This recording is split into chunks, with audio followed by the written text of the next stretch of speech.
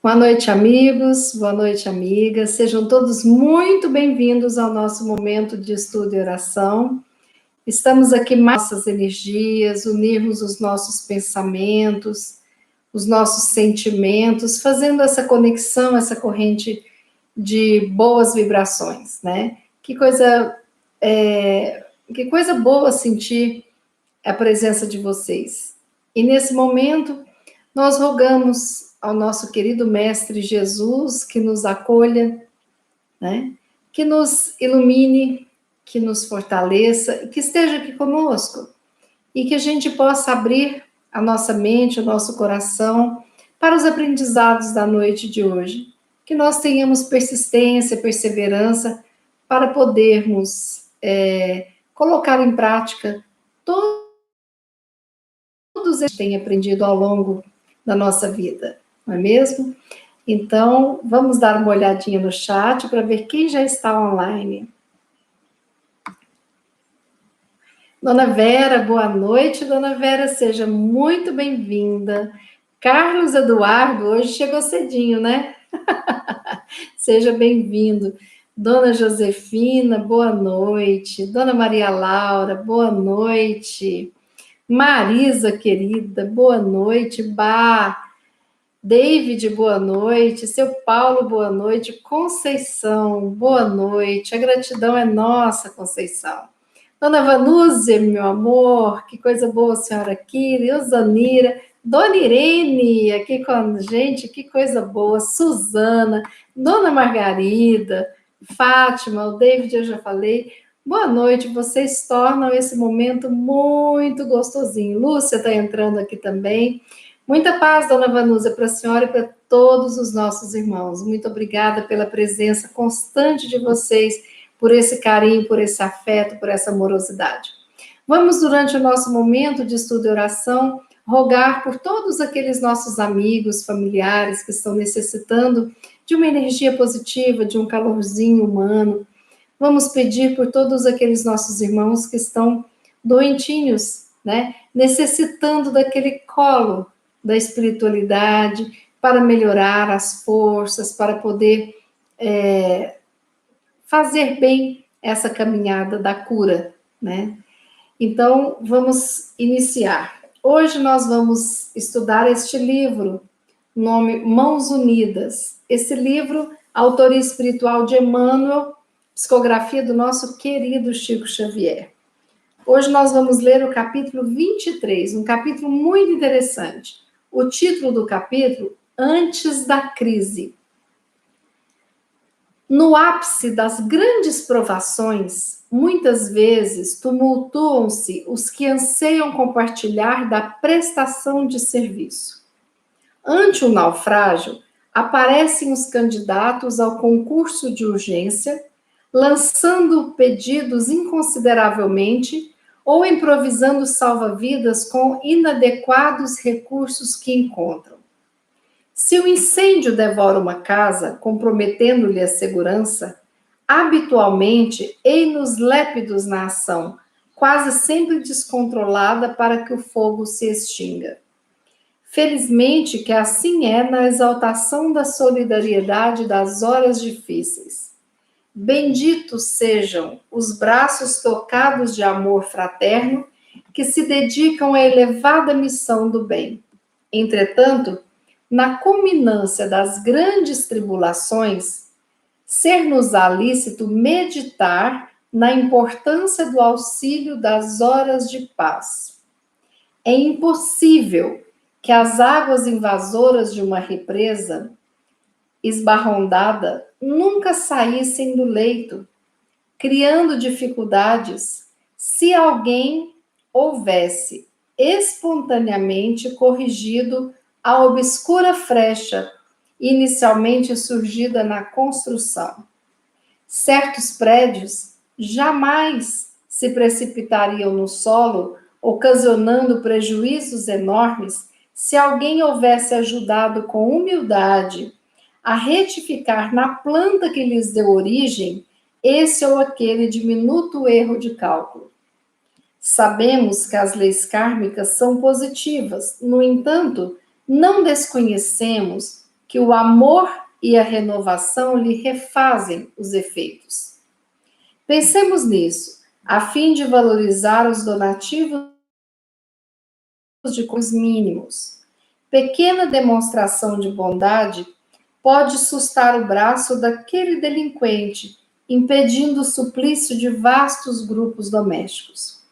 Um gesto de compreensão é capaz de obstar a queda de alguém na toxicomania, evitando milhares de dias amargos para diversas pessoas. Algumas horas de diálogo amigo, em muitos casos, apaga a ameaça de suicídio iminente, imunizando centenas de criaturas contra o pessimismo e o desânimo. Singela colaboração amoedada é suscetível de apaziguar uma família em penúria, frustrando aflitivas provas no nascedouro. A grande crise, no terreno individual ou coletivo, em muitas circunstâncias, define-se como sendo a grande soma das nossas pequeninas omissões na prática do bem, gerando a condensação do mal. Justo nos comovamos, dispondo-nos a suprimi-la onde apareça. Entretanto, importa refletir no valor das nossas pequeninas doações de auxílio e compreensão antes dela.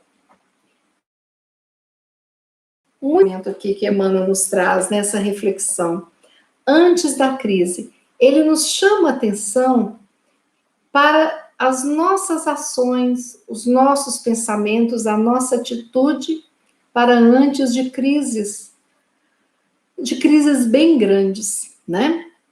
É como se nós pudéssemos, de alguma forma, sem estarmos omissos, evitarmos futuros contratempos ou crises em demasia, né? Eu me lembro bem que a gente sempre, às vezes, tinha, lá na década de 70, 80, a gente tinha como diversão na cidade do interior, né, que eu morava, a gente dar volta na praça.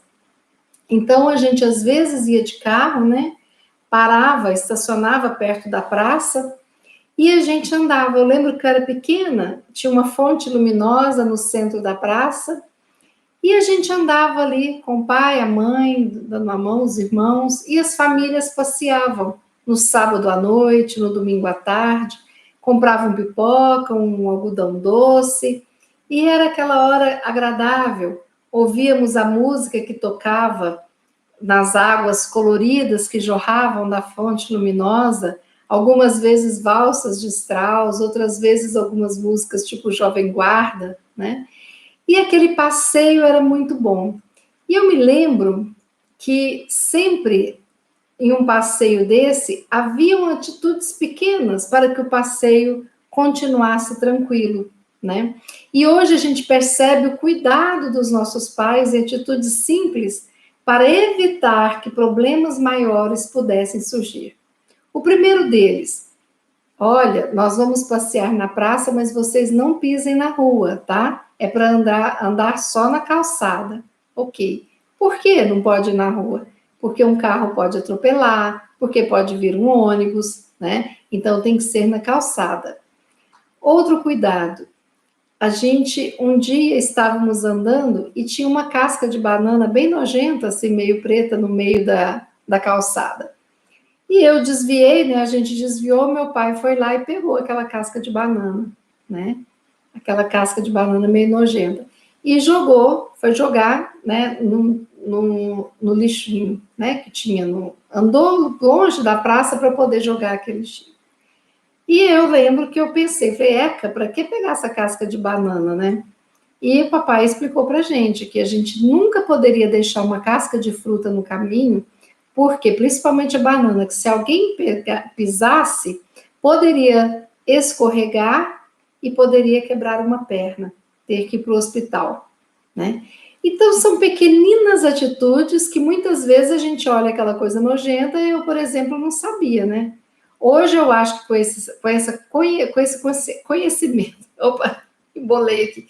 Com esse conhecimento, com essa consciência, eu acho que eu não tenho coragem de deixar nenhuma casca de banana nojenta no chão. Acho que eu vou pegar, jogar fora. E hoje, ainda bem que a gente anda com álcool gel na bolsa, né? Então, depois a gente limpa os dedinhos. Mas eram cuidados, né? De como que a gente, às vezes, tinha que cuidar daquilo ali que era o nosso jardim, né? A nossa cidade era chamada de cidade-jardim, tinha praças com rosas e tudo mais, né? Praças bonitas. Mas quando a gente cuida, né, daquilo que a gente usufrui por mais tempo, né? E não se instala, muitas vezes, tristeza no nosso coração por não haver cuidado. Mas eu fui pensando nessa lição, diante das coisas, né? Como que às vezes nós não estamos preparados para alguma eventualidade.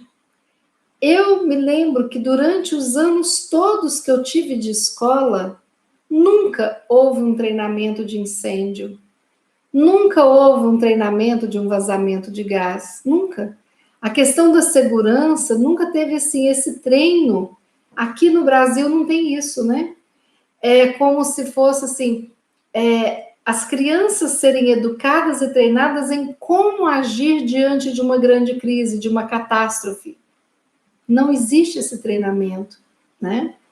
E aí, quando acontece, por isso que a gente fica uma barata tonta. A gente corre de um lado, corre do outro, e como Emmanuel falou aqui, inúmeras vezes a gente acha que está ajudando e nós estamos até atrapalhando, porque estamos fazendo o que não pode ser feito, não é mesmo? A gente hoje não sabe. Tem determinados tipos de incêndio que você não pode jogar água, que não vai apagar o incêndio. Tem outros incêndios que só aquele pó químico que consegue acabar com ele, né? Então, muitas e muitas tragédias por desconhecimento também. E como nós não temos um conhecimento, inúmeras vezes a gente não atenta para os fatos, para os detalhes da vida. Isso em vários setores da nossa vida, não é mesmo? Mas é interessante porque Emmanuel fala que possivelmente a barragem de uma represa não iria arrebentar se as pessoas percebessem as rachaduras mínimas. E ali na primeira rachadura já ir consertando aquilo ali, para que não se torne um grande colapso daquela represa. Emmanuel dá o exemplo aqui de prédios. De prédios que às vezes não deveriam ter caído se houvesse uma atenção desde a planta, a qualidade do material, a resistência e tudo mais. Vocês se lembram o caso de prédios que caiu no Rio de Janeiro e descobriram que o material usado era um material que não daria sustentação para aquele prédio, que tinha pouco cimento, muita areia, né? E o prédio ruiu e houve uma grande crise, foi por conta da falta de ação. Então, aquela falta de ação honesta, né, íntegra de quem construiu o prédio, gerou uma grande crise. E diante da grande crise, a gente às vezes não sabe o que fazer. Eu fico imaginando se tiver, por exemplo, um terremoto. A gente não sabe o que fazer, a não ser o que a gente lembra de ter assistido o filme, né? Aí a gente age pelos filmes que a gente aprendeu. E é importante, por exemplo, um primeiro socorro, né? Como que a gente tem que agir? Se uma criança bebe água numa piscina, como que a gente tem que fazer, né? Tudo isso são formas adequadas de agir. E parece que nós, na nossa infância, a gente não quer saber de prevenção, não quer saber de cuidados, a gente parece que quer saber do prazer, né? Mas da responsabilidade a gente às vezes não presta atenção. E tem uma história muito bonitinha que eu acho que traz exatamente um exemplo disso que Emmanuel nos fala. Porque Emmanuel fala uma coisa aqui muito séria. Olha bem o que ele fala. A grande crise, tanto no terreno individual quanto no terreno coletivo, em muitas circunstâncias, define-se como, olha a definição que Emmanuel dá, a grande soma das nossas pequeninas omissões na prática do bem, gerando a condensação do mal. Né? Então, quando a gente vê uma barragem como essa que aconteceu aí, né, o ano passado, né, que aconteceu lá em Brumadinho, será que não faltaram inúmeras pequeninas ações para evitar aquela crise, aquela catástrofe? Né? Será que quando a gente lembra do Titanic, né, aquele naufrágio, e depois tantas e tantas reportagens falando, chamando atenção em relação aos botes salva-vidas, né? Primeiro, porque tem aquela história de que haviam bem poucos para não ficar feio, para não pesar e tudo mais. Depois, quando isso aconteceu, eles não queriam lotar os barcos para garantir a sua própria sobrevivência. Isso é o que a gente vê na história, né? Dos filmes, dos relatos, das produções. Se foi assim, eu não sei dizer. Mas eu penso, tem chance de ter sido isso? Tem muita chance, né? Então, porque as pessoas normalmente não pensam nessas catástrofes, né? Eu sei que todas as vezes que eu entro num barco, que a gente vai viajar, vai fazer um passeio no Nordeste, tem aqueles barcos, eu pergunto primeiro onde estão os salva-vidas, tal, parará, e parece que você é uma boba, é uma mineira boba caipira, quando você pergunta, tem salva-vidas, onde estão, tal, e as pessoas acham que isso é um absurdo, você pensar em cuidados para evitar algo mais complicado, né? Então é engraçada essa mentalidade. Mas olha essa história aqui que eu escutei e que eu procurei para contar para vocês. Eu acho tão interessante. Havia uma cidade que tinha uma marina, né? E um homem foi chamado à praia para pintar um barco. Ele trouxe com ele as tintas, os pincéis e começou a pintar o barco de um vermelho brilhante, como aquele senhor havia contratado ele para fazer. Ele foi pintando o barco foi ficando lindo, aquele vermelhão. Quando ele estava passando a tinta no fundo do barco, ele percebeu que havia um pequeno vazamento. Aí ele parou a pintura, decidiu consertar o vazamento. Consertou o vazamento, pintou e deixou o barco secando.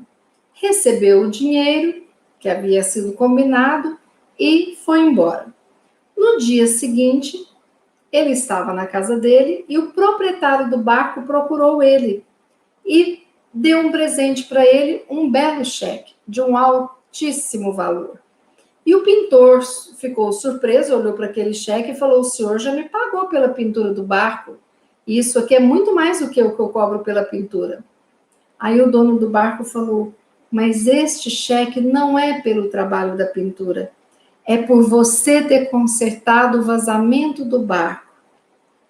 E o pintor disse: ah, mas isso foi um serviço tão pequeno, certamente não está me pagando uma quantia tão alta por algo tão bobo, tão insignificante. Era um vazamentozinho. E o dono do barco falou: meu caro amigo, você não compreende. Deixe-me contar a história do que aconteceu. Quando eu pedi a você que pintasse o barco, eu esqueci de te dizer que havia um vazamento e esqueci de te pedir que consertasse o vazamento do barco. Quando o barco secou, eu não estava em casa. Meus filhos viram o barco seco e saíram para pescar naquele barco que você havia pintado. Eu não estava em casa e quando eu voltei e notei que os meninos haviam saído no barco, eu fiquei desesperado, pois eu lembrei que o barco havia tido um furo e eu lembrei que não havia falado com você do vazamento. Imagine o meu alívio e a minha alegria quando eu enxergo os meus filhos retornando para casa, naquele barco, sãos e salvos. Eu examinei o barco, estranhando que não tivesse acontecido nada. E aí eu constatei que você havia consertado, sem que eu te pedisse. Percebe agora o que você fez, meu amigo? Você salvou a vida dos meus filhos. Não tenho dinheiro suficiente para pagar a sua pequena boa ação. E aí, o homem aceitou, né, aquela importância. Então, é importante nessa história a gente ver esse senhor que consertou o barco, não foi pedido a ele. Ele parou o que ele estava fazendo para consertar uma pequena ação que evitou uma grande tragédia. É a pequena escuta que às vezes a gente dá a uma alma sofredora e que evita um suicídio, né? Às vezes é a visita que a gente faz ao doente, ou o telefonema para o doente, nessas épocas que não se pode visitar, e a gente anima o ânimo daquele doente que passa a acreditar que a sua cura é possível. Às vezes é a escuta de um papo custoso, cansativo, de um familiar deprimido, e que ele se sente acolhido e não sente mais a solidão que ele estava sentindo. Às vezes, são 2 pães que você doa para alguém que não tem o que comer. E aqueles 2 pães matam aquela fome. E às vezes permite que essas pessoas voltem para o lar sem ter a barriga doendo pela fome. Inúmeras vezes é você programar até uma festa com detalhes de carinho, de amorosidade que as pessoas vão sentir naqueles detalhes. É o lencinho que você recebe na chegada do casamento, porque se você se emociona, você tem ali para limpar as suas lágrimas. Gestos de carinho, de amor. Às vezes, é você saber que você está num curso e que tem alguém que tem um material e te empresta para te ajudar a exercer aquele curso. É a oração que a gente pede quando a gente está no desespero, no nosso leito de dor, e sabe que tem almas caridosas e bondosas que estão orando por nós, torcendo por nós. Quando nós vamos fazer um trabalho, imaginem bem um avião, e tem pessoas, tem pilotos cuidadosos que eles gostam de olhar o avião. Eles olham, depois que os mecânicos fazem toda aquela vistoria, então, aí o que acontece? Eles vão lá e olham os detalhes com carinho, como se aquele avião fizesse parte, né, deles, como se fosse uma extensão deles. Então, nós temos inúmeras formas de evitar uma grande tragédia. Nas nossas vidas íntimas, sim, quando nós temos pequenas decisões, quando nós, às vezes, regamos no dia a dia, anos de um casamento, às vezes difícil, ou quando nós não tentamos impor que os nossos amigos sejam como nós, respeitando as dificuldades de cada um, o jeito de ser de cada um. Ou quando nós acolhemos os nossos filhos, mesmo sabendo que estão errando feio, mas acolhemos porque o amor é tão incondicional que a vida continua a si mesma. E aí, diante dos pequenos gestos, nós vamos hoje nos lembrar de um homem especial. Um homem que foi acordado com a sua mediunidade por anjos e que explicava e pedia que ele cuidasse de uma garota de 16 anos, e ele já com quase 40. E pedia que ele tomasse conta dela porque ela iria dar à luz a uma criança especial. Aquela criança seria o salvador do mundo. E aí esse homem, a partir do momento, ele não retruca, ele simplesmente é fiel a Deus. E ele executa o pedido do anjo. Ele assume Maria em matrimônio.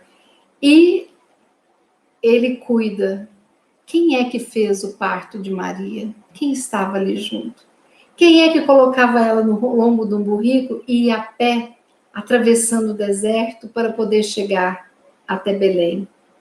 Quem é que guardava no seu embornal aquela pouca comida e deixou de comer tantas vezes para que a mulher grávida do seu filho pudesse se alimentar? Quem é que afofava a palha naquela estrebaria para colocar o filho recém-nascido? Quem é que ficou de vigília durante a noite para não ter assalto, para que nenhum bicho pudesse fazer nenhum mal, nem para a mulher ali, que ele amava, e nem para o seu filho recém-nascido?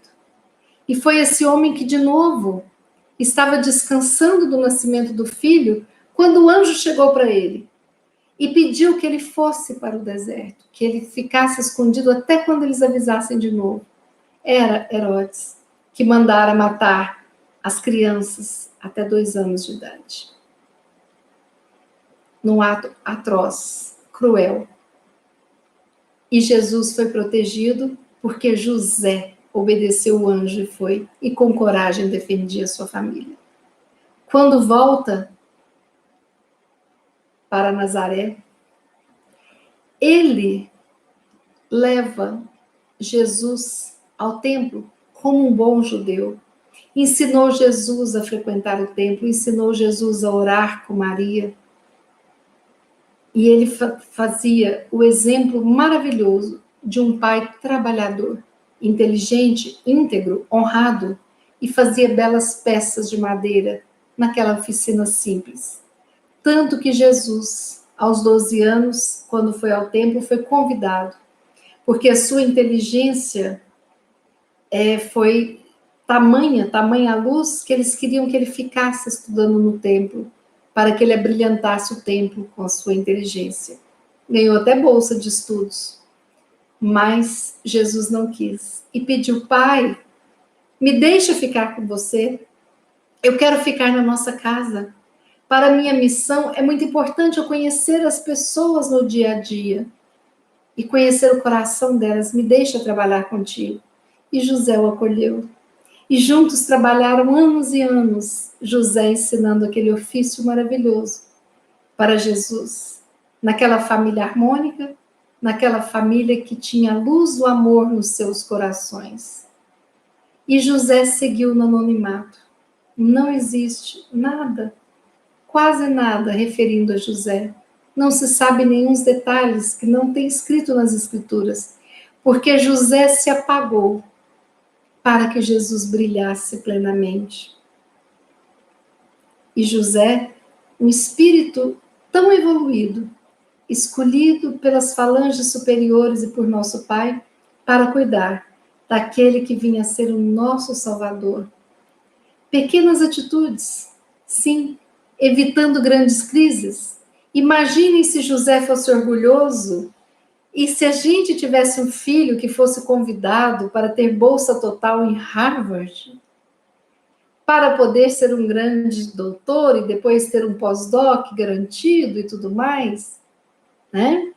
Quem de nós iria falar e deixar que o filho escolhesse, né, de fato, e deixar o filho ficar no anonimato, porque Jesus poderia mudar até a questão financeira da família com isso, né? Porque ele poderia receber dinheiros lá, e ele abre mão disso, porque o trabalho dele era disseminar amor. E José aceita isso. E José se encolhe para que Jesus se levante perante a humanidade, para que Jesus brilhe. Durante toda a sua vida cuidou de Maria. Morreu bem antes de Maria, era bem mais velho, né? Mas cumpriu o seu dever. Pequenas atitudes que evitam grandes crises, pequenas coragens que mudam a direção do barco que está naufragando. Pequenos gestos, pequenos pensamentos, abraços, sorrisos, gratidões que vão se somando e fazendo do mundo um lugar melhor. Qual a nossa responsabilidade para evitar grandes crises? Somos já adultos e estamos fazendo o nosso papel? Somos crianças desobedientes, adolescentes rebeldes? Quantas pessoas não conseguem ficar sem uma balada no final de semana? Sem mudar a sua rotina? Então, se eu vou a pé em tal supermercado comprar o pão tal dia, pode ter a pandemia que for que eu continue indo lá, né? Com a desculpa de que eu preciso disso. Não, nós não precisamos. E a gente percebe direitinho, vendo a rotina da vida de todos nós, quem obedece, quem aceita os desígnios do Pai. Porque o Pai tem nos pedido que nesse momento da grande crise, como quando estamos vivenciando um furacão, um terremoto, uma tempestade, uma enchente, Ele nos ensina a recolhermos no nosso interior, entrarmos em contato conosco, para que possamos fazer o melhor, com reflexão, com ponderação, com maturidade. E a gente percebe direitinho os adolescentes de 20, de 30, de 50, de 70, de 90 anos, que não aceitam a obediência, que não aceitam o fato de que aquele pequeno gesto vai ajudar a evitar uma grande crise. Em todas as grandes crises instaladas no nosso mundo interior ou no mundo que habitamos, somos responsáveis. Porque de algum temos a nossa parte. Mais uma vez, Emmanuel fala, a grande crise é a grande soma das nossas pequeninas omissões na prática do bem, gerando a condensação do mal. E ele completa, justo que a gente se comova, justo que a gente se disponha a suprimir a grande crise, onde quer que ela aconteça. Entretanto, importa refletir no valor das nossas pequeninas ações e doações de auxílio e compreensão antes que a crise se instale. Vamos refletir sobre isso, meus amigos, minhas amigas. Qual o nosso papel? O que nós estamos fazendo, né, diante da vida? Às vezes, aquela dificuldade de educar um filho dá uma trabalheira, mas quando você vê seus filhos como homens e mulheres de bem, vale a pena todas as pequenas, grandes atitudes amorosas. Quantas noites que não dormimos para velar a febre dos nossos filhos? Quantas vezes deixamos de comprar algo para nós para comprarmos para os nossos filhos? Milhões de pequenos sacrifícios diários. Quantas horas de preocupação. E aí formamos pessoas do bem. Que coisa maravilhosa. As grandes crises dificilmente acontecem assim. Elas sempre tiveram processos anteriores. O tsunami avisa, porque as águas do mar se afastam para depois invadir, né? O terremoto, hoje nós temos aparelhos que medem e conseguimos esvaziar cidades inteiras para poder não ter aquela mortandade. Isso é fazer pequenas ações antes da grande crise. Quando nós percebemos que nós estamos com raiva constante, com tristeza constante, com medo, distorcendo as coisas, nós temos que perceber que nós não estamos bem. Porque se nós não cuidamos do cansaço de hoje, amanhã pode ser uma estafa, pode ser um estresse, pode ser uma crise psicótica. Quantas pessoas rompem com a sua realidade por conta da profundidade da dor? E a dor vai se aprofundando por quê? Porque não tem nada que sirva ali de anteparo para que ela pare de penetrar no mais profundo âmago. Vamos refletir sobre essa lição, com muita gratidão à existência de José nas nossas vidas, com gratidão à existência de Maria, que fizeram tantas coisas para poder Jesus brilhar na nossa mente, nos nossos corações, repletos de gratidão e amor por tudo que Ele fez e faz por nós. Vamos fazer a nossa oração na noite de hoje.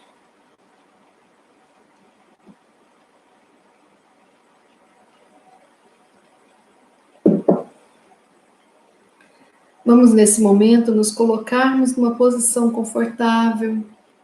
Vamos fechar os nossos olhos Vamos inspirar o ar pelo nariz, soltar pela boca. Nesse exercício de respiração, sentir a importância da nossa vida. Sentir o ar penetrando, nos alimentando com oxigênio e saindo com todas as impurezas.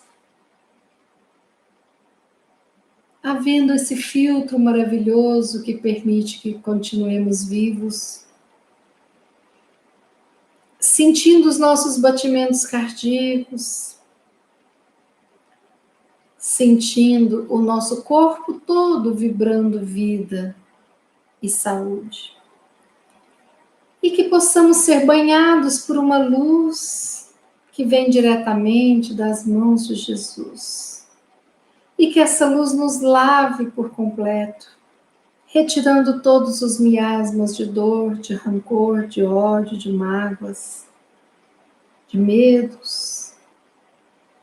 E que possamos trazer para dentro das nossas células a gratidão, a alegria de viver, o amor,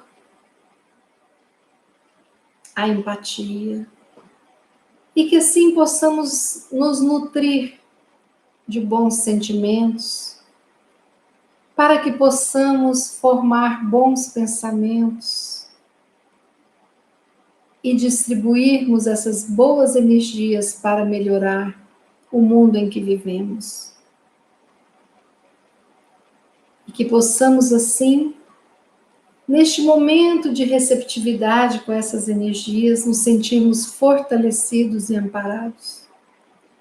E lembrarmos daqueles nossos irmãos que sofrem com doenças físicas, emocionais, espirituais, rogando ao nosso Pai que possa interceder por todos eles, principalmente aqueles irmãos que se encontram em recuperação do Covid, entubados, em hospitais, saudosos de seus familiares, que possam todos receberem essa graça do tratamento,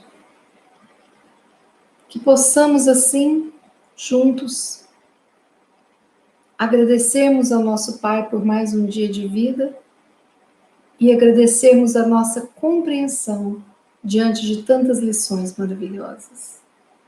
Que sejamos amparados, Jesus, em teu nome. Que sejamos fortalecidos e protegidos. E que todas as células do nosso corpo que estiverem mais doentes possam ser revitalizadas e transmutadas em células saudáveis, brilhantes. Obrigada, Pai, por tudo nessa vida, pela vida em si,